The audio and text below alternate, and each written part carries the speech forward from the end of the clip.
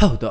ಹೀಗೆ ಪಾಪಿ ಮಾನವರ ಅಟ್ಟಹಾಸಕ್ಕೆ ಬೆಂಕಿಯಲ್ಲಿ ಬೆಂದು ಹೋಗ್ತಿರೋ ಚಿರತೆ ತಾನಾಯ್ತು ತನ್ನ ಪಾಡಾಯ್ತು ಅಂತ ಕಾಡಿನಲ್ಲಿ ರಾಜನಂತೆ ಮೆರೆದಾಡುತ್ತಿದ್ದ ಈ ಚಿರತೆ ಆಹಾರ ಹರಿಸಿ ಕಗ್ಗತ್ತಲ ಕಾಡಿನಲ್ಲಿ ಅಲೆದಾಡ್ತಿದ್ದ. ಆದರೆ ಕಾಡು ಹಂದಿಯನ್ನ ಬಲೆಗೆ ಕೆಡವೋಕೆ ಅಂತ ಪಾಪಿ ಮಾನವರು ಹಾಕಿದ್ದ ಉರುಳಿಗೆ ಚಿರತೆ ತಗಲಾಕೊಂಡಿದೆ. ಇದರಿಂದ ಉರುಳಿನಿಂದ ತಪ್ಪಿಸಿಕೊಳ್ಳೋಕೆ ಪಡಬಾರದ ಕಷ್ಟಪಟ್ಟಿದೆ. ಆದರೆ ಉರುಳು ಮತ್ತಷ್ಟು ಬಿಗಿಯಾಗಿ ಹೊಟ್ಟೆಯನ್ನ ಬಿಗಿದು ಹಾಕಿದೆ. ಇಡೀ ರಾತ್ರಿ ಚಳಿಯ ನಡುವೆ ಗಡಗಡ ನಡುಗಿದೆ ಚಿರತೆ. ಪಾಪ ಪ್ರಾಣ ಉಳಿಸಿಕೊಳ್ಳೋಕೆ ಶಕ್ತಿ ಮೀರಿ ಪ್ರಯತ್ನ ಮಾಡಿದೆ. ಆದರೆ ಚಿರತೆಯ ಪ್ರಯತ್ನ ವಿಫಲವಾಗಿ ಕೊನೆಗೆ ಜೀವ ಬಿಟ್ಟಿದೆ.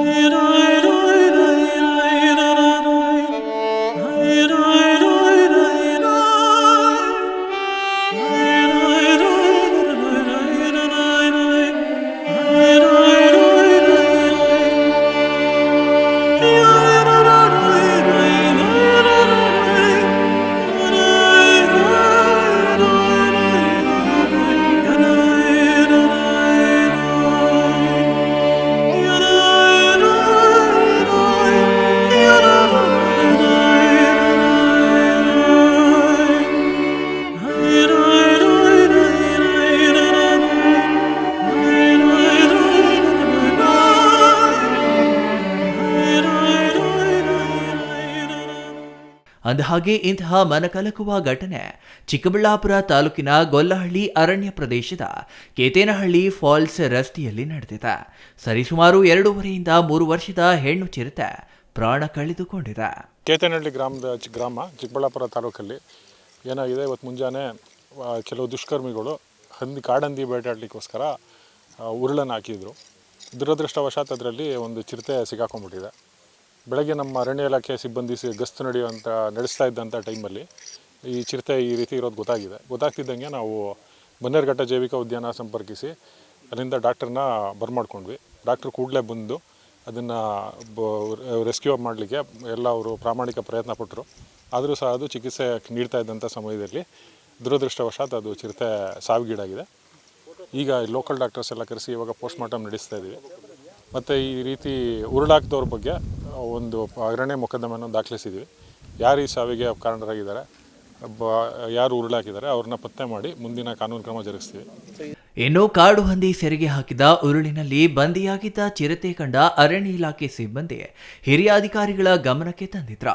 ಬನ್ನೇರುಘಟ್ಟ ಜೈವಿಕ ಉದ್ಯಾನವನದಿಂದ ವೈದ್ಯಾಧಿಕಾರಿಗಳನ್ನ ಕರೆಸಿ ಅರ್ಧಂಬರ್ಧ ಉಸಿರಾಡ್ತಿದ್ದ ಚಿರತೆಯನ್ನ ಉಳಿಸೋಕೆ ಅಂತ ವೈದ್ಯ ಆನಂದ್ ಇನ್ನಿಲ್ಲದ ಪ್ರಯತ್ನ ನಡೆಸಿದ್ದಾರೆ. ಆದರೆ ದುರಾದೃಷ್ಟವಶಾತ್ ಪಾಪ ಚಿರತೆ 10 ರಿಂದ 15 ನಿಮಿಷದಲ್ಲೇ ಉಸಿರು ಚೆಲ್ಲಿದೆ. ಇನ್ನು ಚಿರತೆ ಸಾವಿನ ನಂತರ ಸ್ಥಳೀಯ ಪಶುವೈದ್ಯಾಧಿಕಾರಿಗಳಿಂದ ಮರಣೋತ್ತರ ಪರೀಕ್ಷೆ ನಡೆಸಲಾಗಿದ್ದು, ಮೇಲ್ನೋಟಕ್ಕೆ ಚಿರತೆ ಉರುಳಿನಲ್ಲಿ ಸಿಲುಕಿದ ಪರಿಣಾಮ ವಿಲವಿಲ ಒದ್ದಾಡಿ ನರಳಾಡಿದ್ದು ನೀರು ಸಿಗದೆ ಡಿಹೈಡ್ರೇಷನ್ಗೆ ಒಳಗಾಗಿದೆ. ಪ್ರಾಣ ಉಳಿಸಿಕೊಳ್ಳುವ ಬರದಲ್ಲಿ ಶಾಕ್ಗೆ ಒಳಗಾಗಿ ಅದರ ರಕ್ತನಾಳಗಳೆಲ್ಲವೂ ಬ್ಲಾಕ್ ಆಗಿ ಸಾವನ್ನಪ್ಪಿದೆ ಎನ್ನಲಾಗಿದೆ. ಬೆಳಗ್ಗೆ ನಮಗೆ 9:00 ಕಾಲ್ ಬಂದಿತ್ತು DF ಆಫೀಸಿಂದ ಚಿಕ್ಕಬಳ್ಳಾಪುರ. ಸೊ ಬಂದ ತಕ್ಷಣ ನಾವು ಕಾಲ್ ಬಂದಿತ್ತು. ಹಾಗಾಗಿ ನಾವು ಆವಾಗ ಎಲ್ಲ ಏನೇನು ಬೇಕು ಎಲ್ಲ ಎಕ್ವಿಪ್ಮೆಂಟ್ಸ್ ತೊಗೊಂಡು ಬಂದ್ವಿ. ಬಂದಾದಮೇಲೆ ನೋಡಿದ್ವಿ, ಅನಿಮಲ್ ಸ್ನೇಡ್ ಇತ್ತು, ತುಂಬ ಡಲ್ ಇತ್ತು, ಪ್ಯಾಂಟಿಂಗ್ ಮಾಡ್ತಿತ್ತು, ಡಿಪ್ರೆಸ್ಡ್ ಇತ್ತು. ಪ್ಲಸ್ ಅದು ಮುಂದೆ ಹೋಗೋಕ್ಕಾಗ್ತಿರ್ಲಿಲ್ಲ, ಅಲ್ಲೇ ಸ್ನೇರ್ ಆಗಿ ಪೂರ್ತಿ ಒಂದು ರೀತಿ ಅಬ್ಡಮನ್ ಸ್ಟ್ರ್ಯಾಂಗ್ಲೇಟ್ ಥರ ಆಗಿಬಿಟ್ಟಿತ್ತು. ಸೊ ಅದಾದಮೇಲೆ ಡಾಟ್ ಮಾಡಿ ಅದನ್ನ ಅನ್ಕಾನ್ಷಿಯಸ್ ಮಾಡಿದಾದಮೇಲೆ ನಾವು ಅದನ್ನ ಸ್ನೇರ್ನ ಕಟ್ ಮಾಡಿದ್ವಿ. ತುಂಬ ಟೈಟಾಗಿತ್ತು. ಅದಾದಮೇಲೆ ಅಬ್ಡಮನ್ಗೆ ಹೊಟ್ಟೆ ಹತ್ರ ಪ್ಲಸ್ ಕಾಲಿಗೆ 2 ಕಡೆ ಸ್ನೇರ್ ಆಗಿದ್ದು. ಸ್ನೇರ್ ಕಟ್ ಮಾಡಿದಾದಮೇಲೆ ನಾವು ಚೆಕ್ ಮಾಡಿದ್ವಿ. ಆ್ಯನಿಮಲ್ ತುಂಬ ಜಾಸ್ತಿನೇ ಡಿಹೈಡ್ರೇಟೆಡ್ ಇತ್ತು. ಬ್ಲಡ್ ತೆಗಿಬೇಕಾದ್ರೆ ನಮಗೆ ಬ್ಲಡ್ ವೇನಲ್ಲಿ ನಾವು ಬಾಲದಲ್ಲಿ 3 ಪ್ಲೇಸಸಲ್ಲಿ ನಾವು ಟ್ರೈ ಮಾಡಿದ್ವಿ ಅದು ಬ್ಲಡ್ ತೆಗಿಯೋಕ್ಕೆ, ಫ್ಲೂಯಿಡ್ ಕೊಡೋಕ್ಕಂತ. ಬಟ್ ಅದು 3 ಪ್ಲೇಸಸಲ್ಲಿ ಪೂರ್ತಿ ವೇನ್ ಕೊಲ್ಯಾಪ್ಸ್ ಆಗಿರೋ ಕಾರಣ ನಮಗೆ ಬ್ಲಡ್ ವೆಸಲ್ಸು ಸಿಕ್ಕಿಲ್ಲ. ಹಾಗಾಗಿ ನಾವು ಸ್ವಲ್ಪ ರಿಸ್ಕ್ ತೊಗೊಂಡು, ಆ್ಯನಿಮಲ್ ಎಚ್ಚರಿತ್ತು, ಇನ್ನೂ ಗುರ್ರಂತಿತ್ತು, ಅಂದರೆ ಸ್ಲೈಟಾಗಿ, ಮತ್ತು ರೆಸ್ಪಿರೇಷನ್ ಎಲ್ಲ ನಾರ್ಮಲ್ ಇತ್ತು. ನಾವು ಹಾಗಾಗಿ ಆದರೂ ರಿಸ್ಕ್ ತೊಗೊಂಡು ಫ್ಲೂಯಿಡ್ ಥೆರಪಿ ಮಾಡಲೇಬೇಕು, ಡಿಹೈಡ್ರೇಷನ್ ಜಾಸ್ತಿ ಇದೆ ಅಂತ.